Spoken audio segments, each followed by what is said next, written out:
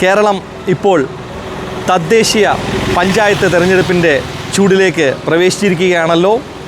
പത്തനംതിട്ട ജില്ലയിലെ മല്ലപ്പള്ളി താലൂക്കിലെ 3-ാം വാർഡിലെ LDF സ്ഥാനാർത്ഥിയായ എസ് മനോജിൻ്റെ വിശേഷങ്ങളാണ് ഇന്ന് നിങ്ങളായിട്ട് ഷെയർ ചെയ്യുന്നത്. അപ്പോൾ മീറ്റ് ദ കാൻഡിഡേറ്റ് പ്രോഗ്രാമിലേക്ക് നമുക്ക് പ്രവേശിക്കാം. പൊതുപ്രവർത്തകൻ എന്ന നിലയിൽ എന്തൊക്കെ പ്രതീക്ഷകളോടാണ് ഈ ഇലക്ഷനെ നേരിടാൻ പോകുന്ന മനോജ്? മല്ലപ്പള്ളി എന്നൊരു ചെറിയൊരു ഗ്രാമം കഴിഞ്ഞ 5 വർഷം ഇവിടെ UDF ഭരിച്ചതാണ്. നമ്മളൊന്ന് ചിന്തിച്ച് നോക്കിയാൽ അറിയാം നമ്മുടെ ഈ ഗ്രാമത്തിൽ എന്തൊക്കെ വികസനങ്ങളാണ് ഉണ്ടായിട്ടുള്ളതെന്നുള്ളത്.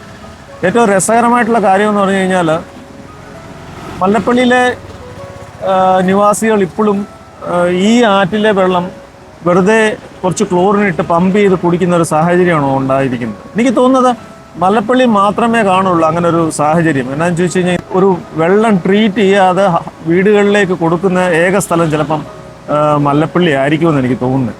ഇപ്പോഴും നമ്മളെ വീടുകളിൽ ഉണക്ക് കാലത്ത് ആൾക്കാർ എല്ലാ ആവശ്യത്തിനും ഉപയോഗിക്കുന്നത് ഈ വെള്ളമാണ്. ഈ വെള്ളം ഇപ്പം വരെ നമ്മൾ കൊടുത്തുകൊണ്ടിരിക്കുന്നത് ട്രീറ്റ് ചെയ്യാതാണ്.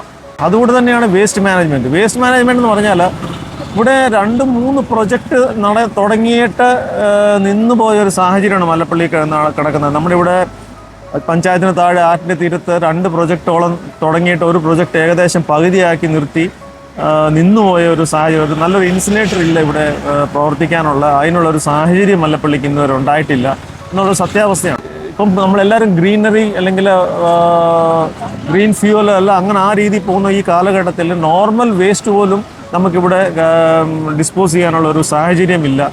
അതുപോലെ തന്നെ മല്ലപ്പള്ളി ടൗൺ എന്ന് പറയുന്നത്, മല്ലപ്പള്ളി ടൗണ് നമ്മളൊരു എനിക്ക് തോന്നുന്നൊരു 10-25 അല്ലെങ്കിൽ 30 വർഷം മുന്നേ കണ്ട ടൗണും മല്ലപ്പള്ളി ടൗൺ ഇപ്പോൾ തമ്മിലൊരു വ്യത്യാസമില്ല. പ്രത്യേകിച്ച് മല്ലപ്പള്ളി നിയോജകമണ്ഡലം പോയി കഴിഞ്ഞാൽ പിന്നെ ഒരു പുരോഗമനം നമുക്കുണ്ടായിട്ടില്ല. ആ ഒരു സാഹചര്യം നമ്മൾ നിൽക്കുന്ന ഒരു സാഹചര്യമാണ് ഇപ്പോൾ മല്ലപ്പള്ളിക്ക് ഉള്ളത്.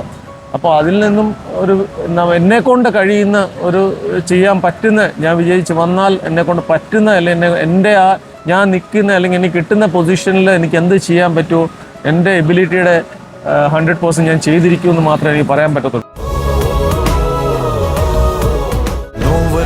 നേരറിഞ്ഞ ചെങ്കൊടി, പ്രാണന്റെ പ്രാണനായ ചെങ്കൊടി, അരുണകിരണമണി മരിയ ശലഭങ്ങൾ പാടുമീ ചുവപ്പറിവു ഗീതങ്ങൾ, അരുണകിരണമണിയുമരിയ ശലഭങ്ങൾ പാടുമീ ചുവപ്പറിവു ഗീതങ്ങൾ.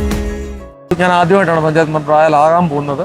എൻ്റെ വൈഫായിട്ടുണ്ടായിരുന്നു. അപ്പം ഞാൻ വരുമ്പോൾ എനിക്ക് ആ സമയത്ത് എൻ്റെ ആ പൊസിഷൻ അനുസരിച്ചിട്ട് അത് പ്രത്യേകിച്ച് LDF പവറിൽ വന്നാൽ മാത്രമേ എനിക്ക് ഫുൾ ഫ്ലോയിൽ വർക്ക് ചെയ്യാൻ പറ്റത്തുള്ളൂ. എന്ന് വെച്ചാൽ ബാക്ക്ഗ്രൗണ്ട് സപ്പോർട്ട് കിട്ടത്തുള്ളൂ. അപ്പം അപ്പോൾ അങ്ങനൊരു സപ്പോർട്ട് കൂടെ ഉണ്ടെങ്കിൽ മാത്രമേ എൻ്റെ എബിലിറ്റിയുടെ മാക്സിമം ഞാൻ ചെയ്തിരിക്കൂ എന്നുള്ളത് മാത്രമേ എനിക്ക് പറയാനുള്ളൂ.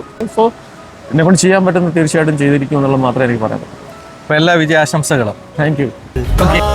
കരുതി വെച്ച ധീരരാം സഖാക്കളാണൂറ്റം ചെങ്കൊടിക്കുവാനിൽ ഇനിയും ഉയരുവാൻ തളരുകില്ല ഹൃത്തടം തുടിക്കുമോർമ്മയിൽ. രക്തതാരകങ്ങളെ നിങ്ങൾക്കുലാൽ സലാം, രക്തതാരകങ്ങളെ നിങ്ങൾക്കുലാൽ സലാം.